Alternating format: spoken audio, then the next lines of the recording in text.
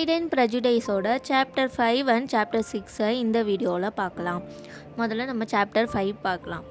Long phone, இதுதான் பென்னட்ஸ் வாழ்கிற எஸ்டேட்டோட பேர். அங்கேருந்து கொஞ்சம் நடந்து போகிற தூரத்தில் தான் இருந்தது இவங்க லேடி லூகாஸ்னு நம்ம இதுக்கு முன்னாடியான சாப்டர்லலாம் பார்த்தோம்ல, அவங்களோட வீடு. அந்த வீட்டில் தான் அவங்க இருக்காங்க. அங்கே சர் வில்லியம் லூகாஸ் அவர் டவுனில் வியாபாரம் செஞ்சுட்டு இருந்தவர். அங்கே வியாபாரம்லாம் செஞ்சு கொஞ்சம் நல்லா சொத்துலாம் சம்பாதிச்சு இருந்திருக்காரு. பேர் புகழ் எல்லாமே வந்திருக்கு. அதுக்கப்புறமா அதே டவுனில் அவர் மேயராகவும் கொஞ்ச நாள் இருந்திருக்காரு. ஆனால் அவருக்கு அது ஒரு ஃபுல்ஃபில்மெண்ட் தரல. அவரால் கொஞ்சம் ரொம்ப அது கடினமாக இருந்த மாதிரி அவருக்கு இருக்கவும் அவர் அவரோட குடும்பத்தோட இந்த கிராமத்தில் செட்டில் ஆகிட்டார். அவர் என்ன தான் பணம் காசு கொண்டவராக இருந்தாலும் மேயராக இவ்வளோ நாள் இருந்திருந்தாலும் அதெல்லாம் அவர் காமிச்சிக்கவே மாட்டார். அதெல்லாம் வச்சு மற்றவங்கக்கிட்ட ஒரு மாதிரி பழகிறதெல்லாம் இல்லாமல் எல்லார்கிட்டேயும் அன்பாகவும் கனிவாகவும் பழகிறவர் தான் சர் வில்லியம் லூகாஸ். லேடி லூகாஸும் நல்ல குணம் கொண்டவங்க தான். அவங்களுக்கு குழந்தைங்க பசங்கள்லாம் இருக்காங்க. அதில் பெரிய பொண்ணு சார்லோட், அவள் எலிசபெத்தோட பெஸ்ட் ஃப்ரெண்டு. இப்போ பால்க்கு போயிட்டு வந்தாங்கல்ல, அதை பற்றி அவங்கெல்லாம் பேசுகிறாங்க. இங்கே மிஸ் லூகாஸ், அதான் சார்லோட், அவங்களோட சிஸ்டரு தம்பி எல்லாரும் சேர்ந்து இங்கே லாங் பர்னுக்கு வந்திருக்காங்க. இங்கே பேசுகிறாங்க. அப்போது மிஸ்ஸஸ் பென்னட் சொல்கிறாங்க, உனக்கு நேற்று ஈவினிங் நல்லபடி ஆரம்பம் ஆச்சுல, மிஸ்டர் பிங்லி உன்னை தானே முதல்ல டான்ஸ் ஆட கூப்பிட்டாரு அப்படின்னு மிஸ்ஸஸ் பென்னட் சொல்கிறாங்க. அதுக்கு சார்லோட் சொல்கிறா, ஆமாம், ஆனால் அவருக்கு ரெண்டாவதாக கூப்பிட்டவங்க மேலே தான் ரொம்ப இன்ட்ரெஸ்ட் இருந்த மாதிரி இருந்தது அப்படின்ட்டு சார்லோட் சொல்கிறான். ஆமாம், அவருக்கு ஜேனை ரொம்ப பிடிச்சிருக்குன்னு எனக்கு தெரியும். அங்கே நானும் கேட்டேன், அதெல்லாம் சில விஷயம்லாம் நான் கேட்டேன் அப்படின்னு மிஸ்ஸஸ் பென்னட் சொல்கிறாங்க. அப்போ பேசிகிட்டு இருக்கும்போது சார்லோட் மிஸ்டர் டார்சியை பற்றி பேச வரான். அவர் அதான் அங்கே நம்ம எலிசபெத்தை பற்றி பேசினது அதெல்லாம் பேச வரா. அப்போ மிஸ்ஸஸ் பென்னட் சொல்கிறாங்க, தயவு செஞ்சு சொல்கிறோமா, நீ அவரை பற்றி பேசி லிஸி மனசு வருத்தம் அடையிற மாதிரி பண்ணிடாத. அந்த ஆளுக்கு பிடிக்காமல் இருக்கிறதே நல்லது தான் அப்படின்ட்டு மிஸ்ஸஸ் பென்னட் சொல்கிறாங்க. நேற்று அங்கே பாலில் மிஸ்ஸஸ் லாங் சொன்னாங்க, அவங்க பக்கத்துலேயே உட்காந்துட்டு இருந்தாராம், ஆனால் வாயை திறந்து ஒரு வார்த்தை கூட பேசலையாம் அப்படின்ட்டு மிஸ்ஸஸ் லாங் சொன்னதாக சொல்கிறாங்க. அப்போ ஜேன் சொல்கிறா, மிஸ் பிங்லி, அதான் அவரோட சிஸ்டர் இருக்காங்கல்ல, அவங்க என்கிட்ட சொன்னாங்க, அவர் எல்லாருக்கூடையும் தெரிஞ்சவங்க கூட பழகுனவங்க கூட தான் நல்லா சகஜமாக இருப்பாராம், தெரியாதவங்க கிட்ட அவர் கொஞ்சம் ரிசர்வ்டாக தான் இருப்பார் அப்படின்ட்டு அவங்க சொன்னாங்க. அவங்களுக்கெல்லாம் அவர் மிஸ்டர் டார்சியை ரொம்ப பிடிக்குமா அப்படின்ட்டு ஜேன் சொல்கிறா. அப்போ சார்லோட் சொல்கிறா, அவங்க அவர் மிஸ்ஸஸ் லாங் கூட பேசுகிறதும் பேசாததும் ஒன்றும் பிரச்சனை இல்லை, ஆனால் அவர் எலிசபெத் கூட டான்ஸ் ஆடி இருக்கணும் அப்படின்ட்டு சார்லோட் சொல்கிறான். அதுக்கு மிஸ்ஸஸ் பென்னட் சொல்கிறாங்க, நானாக இருந்தேன்னா அவர் கூட டான்ஸே ஆட மாட்டேன் அப்படின்ட்டு மிஸ்ஸஸ் பென்னட் சொல்கிறாங்க. அப்போ எலிசபெத் சொல்கிறான், நான் உங்களுக்கு சத்தியம் பண்ணி கொடுக்குறேன், நானும் இதுக்கப்புறமேட்டு கூட டான்ஸ் ஆடுறதுக்கு நான் ஒத்துக்க மாட்டேன் அப்படின்னு எலிசபெத் சொல்கிறான். சார்லட் சொல்கிறா, அவர் கொஞ்சம் பெருமை பிடிச்ச ஆளாக தான் இருக்கார், ஆனால் அது எனக்கு ரொம்ப அது ஒரு தவறான விஷயமா எனக்கு தோணலை. ஏன்னா அவ்வளோ சொத்து இருக்குது, நான் பெரிய குடும்பத்துலேருந்து வந்திருக்காரு, அதில் அவர் அதில் கொஞ்சம் ஒரு சரியான ஒரு பெருமை தான் இருக்குன்னு தான் நான் நினைக்கிறேன் அப்படின்னு சார்லட் சொல்கிறா. அப்போ எலிசபெத் சொல்கிறா, ஆமாம் கரெக்டு தான், ஆனால் அவர் என்னை கொஞ்சம் ஒரு மாதிரி பேசாமல் இருந்து என்னை அவமானப்படுத்தாமல் இருந்திருந்தாருன்னா நானும் அவரை நான் கொஞ்சம் அவர் பண்ணதெல்லாம் ரொம்ப பெரிய விஷயமா நான் எடுத்துருந்துருக்க மாட்டேன் அப்படின்னு எலிசபெத் சொல்கிறான். சார்லோட்டோட அவளோட தம்பியும் வந்ததுனால அவன் சொல்கிறான், நான் மட்டும் மிஸ்டர் டார்சி மாதிரி பணக்காரனாக இருந்திருந்தால் நான்லாம் எதை பற்றியும் கவலைப்பட்டிருக்க மாட்டேன், அப்படி பண்ணியிருப்பேன் இப்படி பண்ணியிருப்பேன்னு சொல்லிவிட்டு அவன் பேச ஆரம்பிக்கிறான். அப்போ மிஸ்ஸஸ் பென்னட் சொல்கிறாங்க, அவன் சின்ன பையன்ல, நீ அந்த மாதிரிலாம் தப்பு பண்ணாலோ இது பண்ணாலோ நானே உன்னை கேட்பேன் அப்படி சொல்லி அவங்க 2 பேரும் பேசி ஆர்கியூமெண்ட் பண்ணிகிட்ருக்காங்க. அதோட அவங்க அந்த இது முடியுது. ப்ரைட் அண்ட் ப்ரெஜுடைஸோட சாப்டர் 6 பார்க்கலாம். இவங்க பால் முடிச்சுட்டு வந்ததுக்கப்புறமேட்டு கொஞ்ச நாள் அவங்க மிஸ்ஸஸ் பென்னட்டோட வீட்டுக்கு நெதர்ஃபீல்ட்லேருந்து எல்லோரும் வராங்க. அங்கே வந்தவங்க எல்லாருக்குமே வந்து ஜேனோட பிடிக்குது. ஜேன் அங்கே அவங்களோட சிஸ்டர்ஸ் எல்லாருக்குமே பிடிக்குது. அவங்க அம்மா வந்து அதான் மிஸ்ஸஸ் பென்னட் வந்து கொஞ்சம் அதுதான் அவங்க வந்து கொஞ்சம் ரொம்ப வந்து அவங்கள இம்ப்ரெஸ் பண்ணணும், அவங்கக்கிட்ட வந்து ஜேனை வந்து அவங்களுக்கு இன்னும் பிடிக்கணும்னு அவங்க கொஞ்சம் அப்படியே இது பண்ணிகிட்டே இருக்காங்க. அதை வந்து அவங்களுக்கு எல்லாருக்கும் வெளிப்படையாக தெரியுது. அதனால் அவங்களுக்கு பிடிக்கல.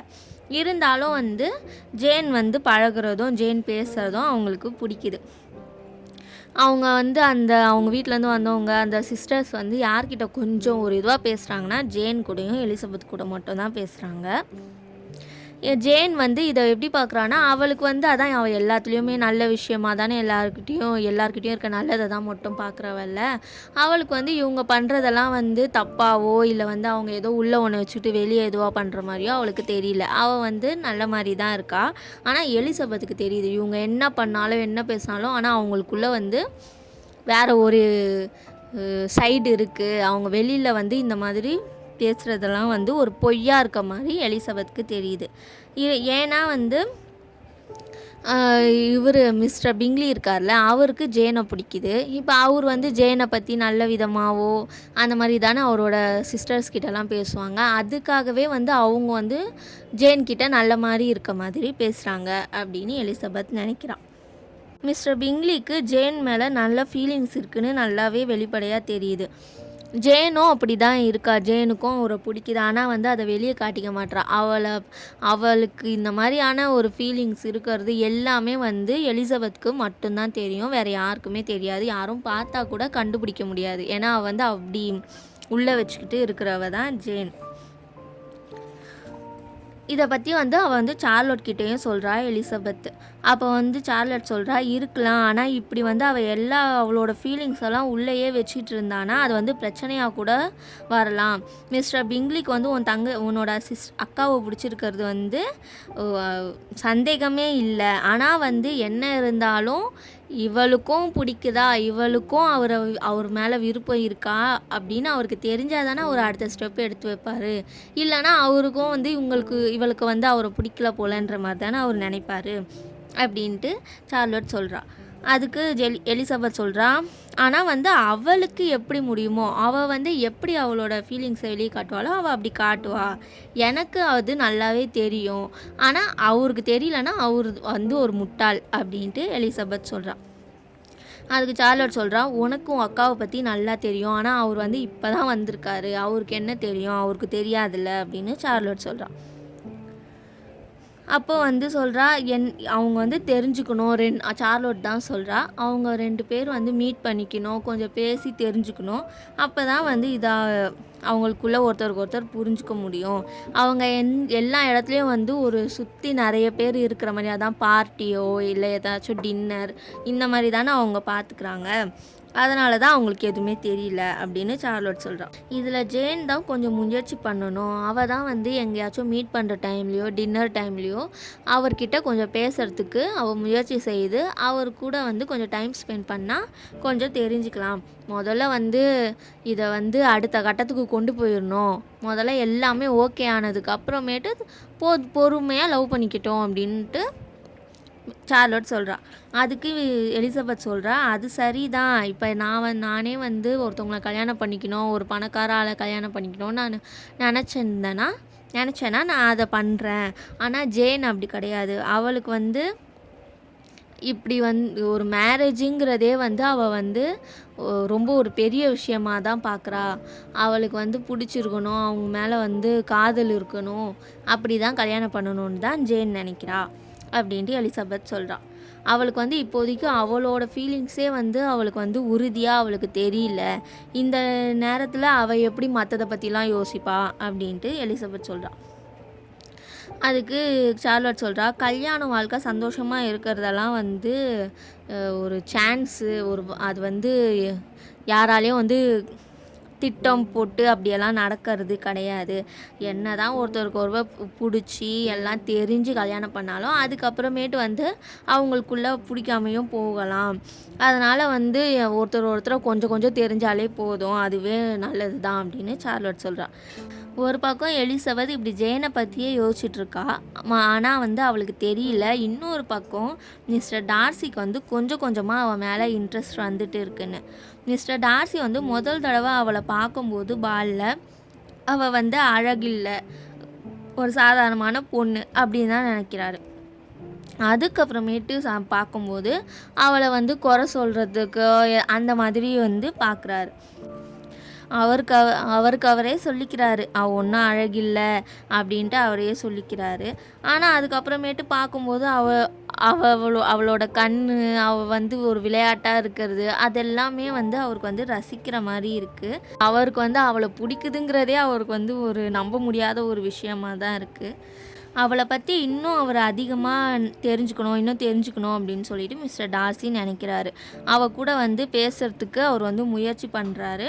அதனால் அவர் என்ன பண்ணுறாருனா, அவள் எங்கேயாச்சும் நின்று பேசிகிட்டு இருந்தாலோ யாருக்குன்னா பேசிகிட்டு இருந்தாலோ அவளோட அந்த பேச்சில் வந்து அவரும் வந்து சேர்ந்துக்கிறதுக்காக பார்க்குறாரு.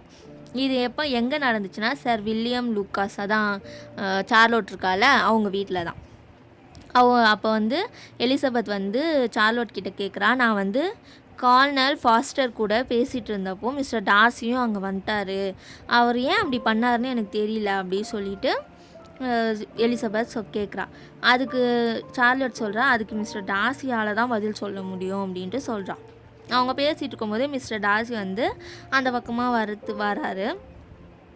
இவளுக்கு வந்து என்னதான் அவர்கிட்ட பேசுகிறதுக்கு விருப்பம் இல்லாமல் இருந்தாலும் சார்லோட் வந்து அவளை வந்து தூண்டுறான். இந்த மாதிரி உன்னால் கேட்க முடியுமா, பேச முடியுமா அந்த மாதிரி சொல்லவும் அவள் உடனே திரும்பி மிஸ்டர் டார்சி கிட்ட பேச ஆரம்பிக்கிறான். நீங்கள் என்ன நினைக்கிறீங்க மிஸ்டர் டார்சி, நான் வந்து இப்போது கார்னல் ஃபாஸ்டர் கிட்ட வந்து பேசிகிட்டு இருந்தேன்ல, அவரை வந்து நான் எப்படி என்னோட வெளிப்படையாக நான் பேசினேன் பார்த்தீங்களா அப்படின்ட்டு அவள் சொல்கிறா. அதுக்கு வந்து மிஸ்டர் டார்சி சொல்கிறாரு, நீங்கள் அதான் பால் பற்றி தானே ஏதோ பேசிகிட்டு இருந்தீங்க, பொண்ணுங்கனாலே அதை பற்றி பேசுகிறதுக்கு தான் நல்ல ஒரு எனர்ஜி வந்துருமே அப்படின்னு மிஸ்டர் டார்சி சொல்கிறாரு.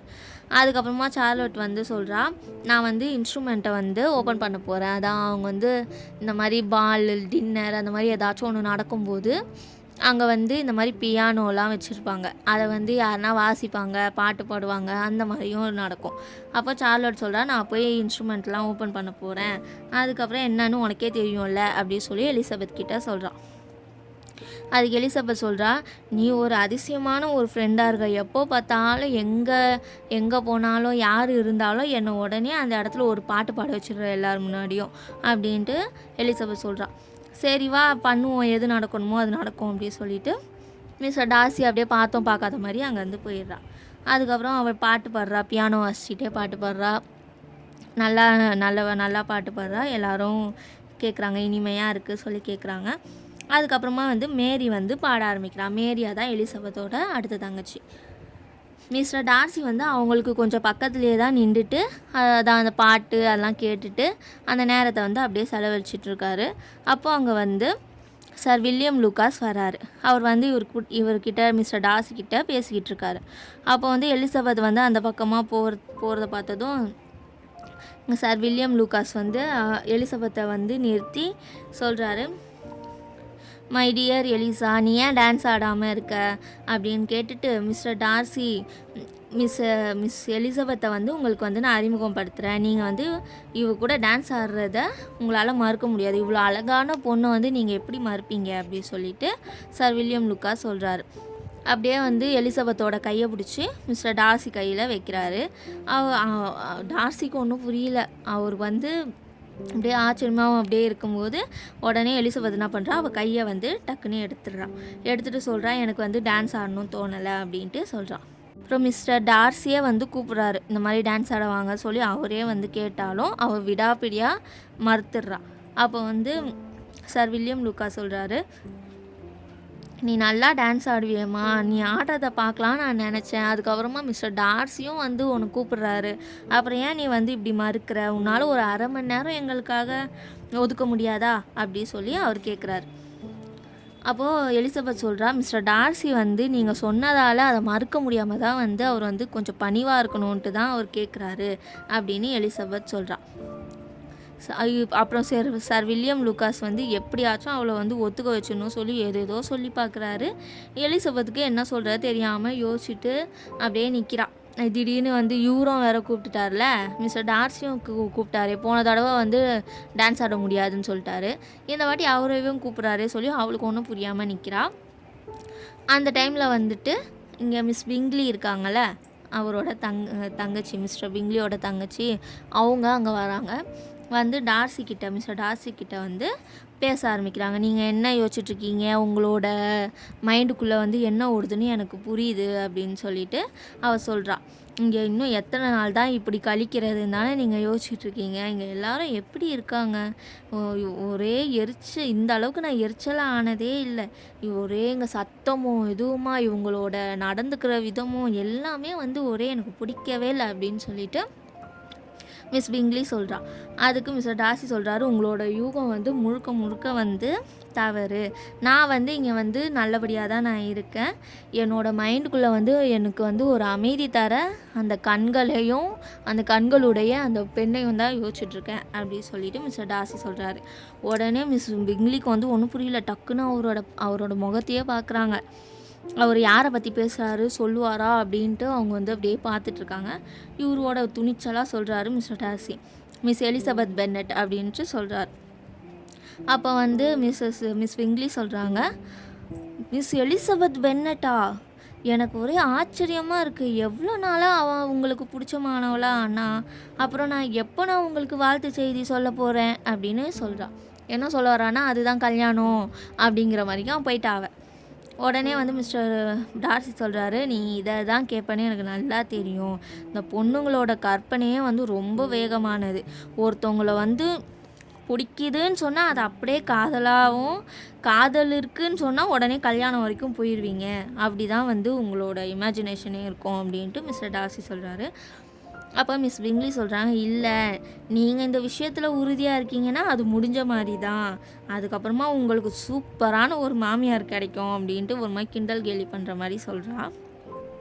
கண்டிப்பாக அவங்க வந்து எப்பயும் பெம்பர்லி, அதுதான் வந்து டார்சியோட வீடு, அவரோட எஸ்டேட், அது பேர் தான் பெம்பர்லி, அங்கேயே தான் இருப்பாங்க, உங்கள் கூடவே இருப்பாங்க அப்படி சொல்லி மிஸ் பிங்லி சொல்கிறா.